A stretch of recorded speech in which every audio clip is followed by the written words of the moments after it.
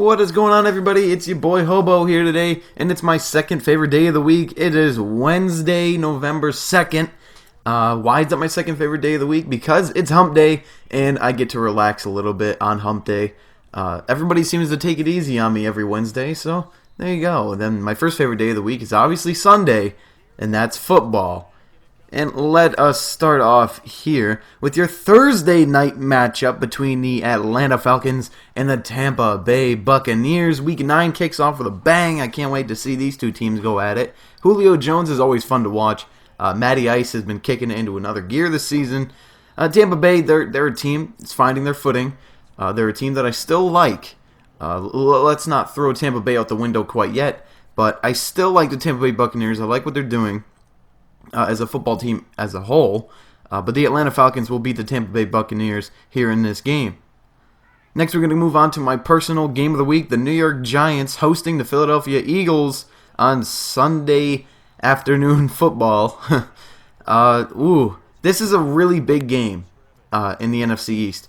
So I'm not sure if any of you have read, but if the playoffs were to end today, the Giants would be in as a wild card team and we would face the Seattle Seahawks. But that can all change on the drop of a hat if Philadelphia is able to beat us. Philly went to overtime with Dallas and lost last week. We are the sole loss in Dallas's loss column. And we played good, well-rounded. We didn't even play good, well-rounded football. We didn't play mistake-free. I can guarantee you that. We played a sloppy game against Dallas and still managed to beat them by a point. Dak Prescott and Ezekiel Elliott have shown that it's not just you beat a rookie quarterback running back tandem. They're a good team, the Dallas Cowboys, but the New York Giants are the favorites in the NFC East, in my opinion. Unbiased, they're still the favorites, regardless of Dallas's 6-1 record or 7-1 record or whatever the hell they have. When the Philadelphia Eagles have a vaunted defense, I will say Jim Schwartz was able to turn this defense around. But for some reason, Philly always has the Giants' number. But I feel like the fortunes are going to change. The Giants, they realize what they need to do to win football games. The game against the Rams, we just played lights out on all facets of the ball. And we have a lot of motivation going into this game against Philadelphia. We are the 5th seed, or maybe the 4th seed, wild card team in the NFC. This is amazing. We, last year, were not in the playoff picture at all after the halfway point in the season. For the past 4 years, we haven't been in the playoff picture at all after Week 8.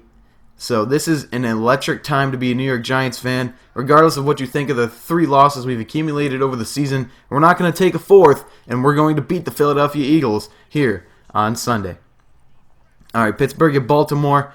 I'm fairly sure Baltimore might be able to win this game due to the fact that I'm not sure that our good friend Big Ben Roethlisberger is playing. And if he isn't, well, he has a chance to play. All right, so as I'm reading, he has a chance to play this Sunday. But that's just a chance. And you never want to live on chances. So, I don't know. If Ben Roethlisberger doesn't play, then the Baltimore Ravens are going to win. If Ben Roethlisberger does play, then the Pittsburgh Steelers are going to win. And that's just how this game is going to go down. I don't think Ben Roethlisberger is suiting up this Sunday, so I think the Baltimore Ravens will beat the Pittsburgh Steelers. Dallas at Cleveland. We all know the August Pound are a terrible, terrible team. 0-8. They have the chance to be the second ever team to finish a season without a single win in their W column. The Dallas Cowboys will extend the Cleveland Browns losing streak to 0-9 this week. Feel bad for the Cleveland Browns, do I? No, I don't. But yeah, the Dallas Cowboys are going to walk into town and turn the dog pound into a floor mat, if you catch my drift. Jacksonville at Kansas City, there's really no explanation needed. Jacksonville, they got bullied by the Titans on Thursday Night Football last week. The Kansas City Chiefs, they finally got a grip on themselves as a football team. They understand the kind of football they need to be playing in order to win games, which they have proved. And the Kansas City Chiefs will knock off the Jacksonville Jaguars. New York Jets at Miami Dolphins. Another AFC East matchup. These AFC East matchups are awesome to watch, no matter what teams it is. The Jets, obviously, the runt of the litter in the AFC East. Nobody ever gives the Jets a chance. And I think that all started after the butt fumble, which Jets fans will never be able to live down. And the Miami Dolphins, I'm still not going to give up on the Dolphins.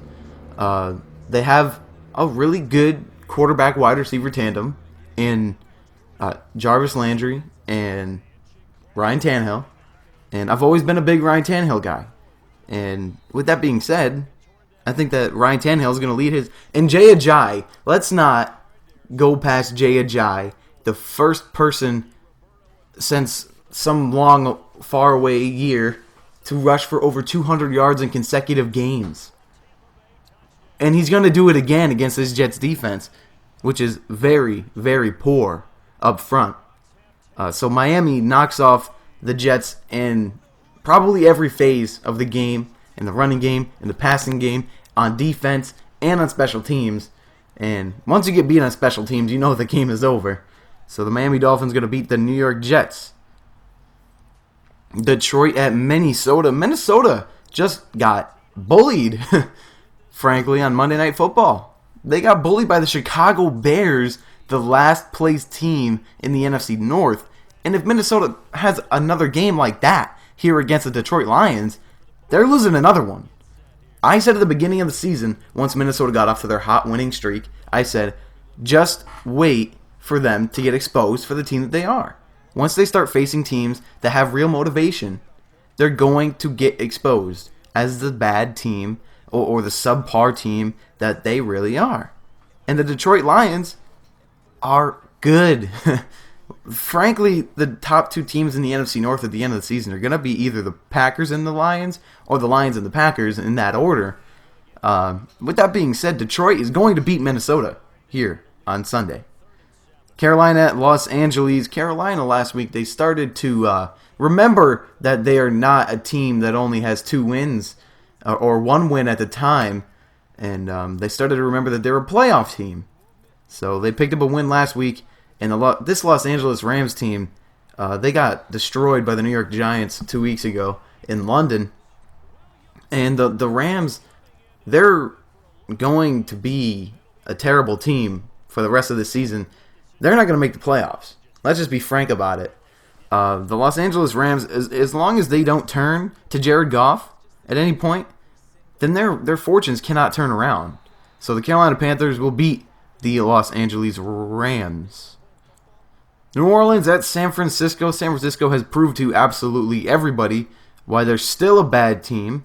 No matter of how many quarterbacks you have start for that team, whether it's Blaine Gabbert or Colin Take My Knee During the National Anthem Kaepernick, they're not going to win football games. So the New Orleans Saints are going to beat the San Francisco 49ers with the passing game only. Indianapolis at Green Bay. Ooh, this is actually kind of an intriguing matchup, but Indy, they're still a poor team. They're still a really poor team. They're a really bad football team. The Green Bay Packers are a really good football team. While they might have lost to Atlanta in overtime last week, Atlanta just played lights-out football. Green Bay, they struggled too, but they still managed to hang in there and go to overtime. I think that game went to overtime. If it didn't, then I look like an idiot. But yeah, like these two teams. No, it didn't go to overtime. All right, whatever. But yeah, these two teams, they're on completely different sides of the spectrum, as one would say. The Indianapolis Colts are struggling. They're going to need to rebuild around Andrew Luck and that ridiculous contract they gave him. But Green Bay, they're an all-round football team. If they get Clay Matthews back this week, then not even if they get Clay Matthews back, regardless of if they get Clay Matthews back, they're beating Indianapolis on Sunday. Tennessee at San Diego. San Diego finally starting to find its defensive side of the football. Tennessee, they look extremely impressive against the Jacksonville Jaguars. This is a really even matchup. I like this game a lot. I think that the Tennessee Titans, though, will come out with the win over the San Diego Chargers. Sunday Night Football, Denver at Oakland. Oakland is currently I think that they're the best team in that conference. Yeah, they are the number 2 seed, and the Denver Broncos are the number 5 seed. Oakland's been playing extremely, extremely amazing football over these past 9 weeks. Derek Carr got me 93 fantasy points last week. Granted, I had him on the bench, and that's why I lost my game, but he had 93 fantasy points. And if he can put up a performance even remotely close to that, they're going to beat the Denver Broncos here on Sunday Night Football. And Trevor Siemian, I love him. I love him a lot, but there's just not going to be enough for Trevor Siemian around him to be able to win this football game. Oakland over Denver. Monday Night Football, Buffalo at Seattle. This is going to be a fun game if you're a Seattle Seahawks fan, because you guys are going to pick up an easy win over the Buffalo Bills. There you go. Teams on bye this week are the Arizona Cardinals, Chicago Bears, Cincinnati Bengals, Houston Texans, New England Patriots, and Washington Redskins. So if you're a fan of those teams, you get to relax for a week and not have to suffer through an emotionally heart-wrenching game in the fourth quarter when it's tied. Because I know how that feels, being a New York Giants fan and watching every game of ours last season. So, yeah, that's it for Week 9 in the NFL. If you think that I'm a football guru, make sure to leave it down in the comment section below. Well, I am anyway, so just do it. But I hope that you guys enjoyed. If you did, drop a comment down below. Leave a like on this video. And if you haven't already, hit that subscribe button, because that's the #1 way to help the channel. And that's going to do it for me, your boy Hobo. And I will catch you guys in the next video.